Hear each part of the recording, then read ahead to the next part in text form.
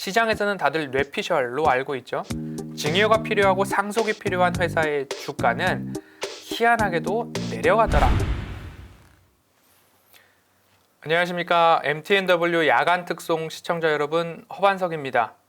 시장이 막 어려울 때에는 코스피 2400 간다라는 이야기가 나올 때가 있었고요. 그리고 나서 시장이 반등이 나올 때에는 베어 마켓 랠리가 아니라 강세장 전환이다라는 이야기가 8월 16일 뉴스를 찾아보시면 쏟아집니다. 그리고 나서 시장이 파월의 입, 잭슨홀 미팅의 기대감인지 아니면 염려인지 파월이 시장의 기대와는 반대로 공격적 긴축에 대한 이야기를 하자 다시 시장이 또 내려갔습니다. 그런데 그때마다 신문 뉴스들을 본다면 사실 이러한 느낌으로 보셔야 됩니다. 뉴스는 읽는 사람이 많아야 그 안에 들어있는 광고 수익도 발생하듯이 어떻게 헤드라인을 뽑으면, 어떻게 자극적인 이야기를 뽑아내면 더 많은 사람들이 클릭할까, 더 많은 사람들이 열어볼까 라는 의도가 담겨져 있습니다. 그래서 시장이 내려갈 때는 2400이 아니라 코스피 2000 갑니다 라는 이야기가 더 많아지게 돼 있고, 베어마켓 랠리가 아니라 강세장 전환입니다 라는 이야기가 나오는 이야기는 또 시장은 여기서 더 올라갈 겁니다 라는 자극적인 헤드라인을 뽑게 됩니다. 그러면 시장에 참여하고 있는 투자자로서는 이 뉴스들을 한 번쯤 역으로 활용해 보기도 하고 한 번쯤 역으로 의심해 보기도 하고, 그런 다음에는 내가 내 두 눈으로 직접 데이터들을 살펴보는 겁니다. 우리 시장의 외국인들이 지금 순매수를 5조 원 이상 이어오고 있는데 실제로 강세장 전환을 위해서 매수세가 확대되고 있는가? 아니면 외국인들이 추세를 꺾어버리고 다시 60일선 지지도 안 되고 더 밑으로 내려갈 것인가? 그럴 때마다 MTN을 시청하시고 허반석의 시황을 들으신다면 지금은 적어도 추세를 꺾지는 않을 겁니다. 왜냐? 외국인들이 지난 동안 5조 원 가까운 순매수를 하였는데 지금 매도세는 그 추세를 꺾을 만한 매도 강도가 아닙니다. 그렇기 때문에 적어도 60일선 정도의 주중 회복과 지지는 일어날 것입니다 라는 이야기를 2주 전부터 말씀을 드렸고, 파월의 입이 시장의 기대치와 다르자 조정이 나올 때 그 조정 시에도 60일선은 회복해 주지 않을까요? 한 번 더 지켜보시죠. 외국인들의 수급을 좀 보시죠 라는 말씀들을 드려온 시황, 지금까지 좀 말씀을 드려오고 있고요. 그러면 이제는 종목을 좀 보아야 되겠죠. 제가 퀴즈를 드리도록 하겠습니다. 현대차, 기아차의 모든 부품은 이곳에서 제작이 되고 있고 이곳에서 공급을 하고 있습니다. 최근 부품과 모듈 관련된 사업부를 신설한다라는 이야기가 나오자 저것도 분할 아니야? 물적 분할 아니야? 라는 이야기에 시장이 화들짝 놀라면서 주가는 떨어졌습니다. 그런데 밸류에이션 측면으로 바라보니까 코로나 팬데믹 구간을 제외하고서는 PBR이 여기까지 내려왔던 적이 없습니다.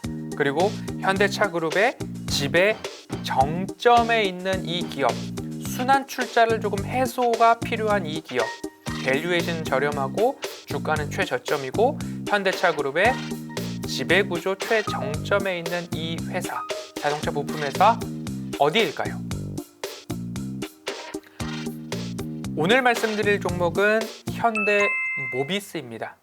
현대모비스 같은 경우에는 현대차그룹의 지배구조 최정점에 있는데 현대제철과 기아자동차가 가지고 있는 지분 때문에 순환 출자를 좀 해소해야 되는 문제가 좀 있죠.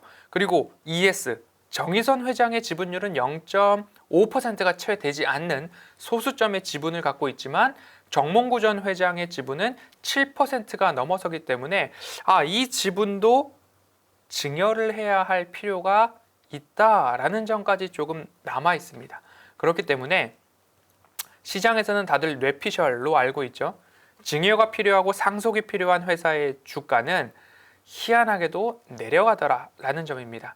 그래서 허반석의 모멘텀 체크리스트로 한번 체크를 하고 끝으로 가격 전략 살펴볼 텐데요. 현대모비스 차트를 주봉으로 20년가량 열어놓았습니다. 그리고 나서 뾰족뾰족한 구간마다 동그라미를 한 번씩 그려보면 이렇게 좀 하락했을 때, 코로나 팬데믹 때, 그리고 최근의 저점, 이렇게 동그라미가 좀 그려질 거고요. 그리고 나서 가장 최저점과 최근의 저점을 한번 이렇게 연결을 해보니까 이 파란 색깔 라인 밑으로 내려갔던 적은 코로나 팬데믹을 제외하고는 없더라라는 흐름들이 좀 확인이 됩니다. 그러면 평행한 선을 한번 그어서 이 주가가 올라간다면 어디까지 올라갈 수 있을까에 대한 고민들을 한번 해볼 필요가 있겠다라는 점을 좀 말씀을 드리고 싶고요. 그리고 나서 이렇게 가격적 모멘텀을 체크를 했다면 재무적 모멘텀 체크를 해야 되겠죠. 분기 실적으로 간단하게 먼저 살펴보겠습니다. 영업이익이 분기 실적으로 본다면 1분기 3,870억 원, 2분기 4,033억 원, 3분기 5,530억 원, 4분기 6,351억 원, 1분기부터 4분기까지 꾸준하게 성장이 일어나고요. 그리고 연간 실적을 보더라도 올해, 내년, 후년도까지 매출액의 증가, 영업이익은 올해 저점, 내년과 후년 두 자릿수의 증가, 당기순이익도 올해 두 자리, 내년 두 자리, 후년도 두 자리까지, 재무적 모멘텀도 올해, 내년, 후년도까지 증가하는 모습들을 확인할 수 있습니다. 그러면 끝으로 가시적 모멘텀 보아야 되겠죠. 밸류에이션 최저점에 대한 부분들, 그리고 현대모비스 분할하고 나면 껍데기만 남는 것 아니냐라는 이야기 한 방에 정리해 보도록 하겠습니다. 분할하는 모듈과 부품 사업부의 지난해 매출액은 33조 2천억 원으로 현대모비스 전체 매출액의 80%나 달합니다.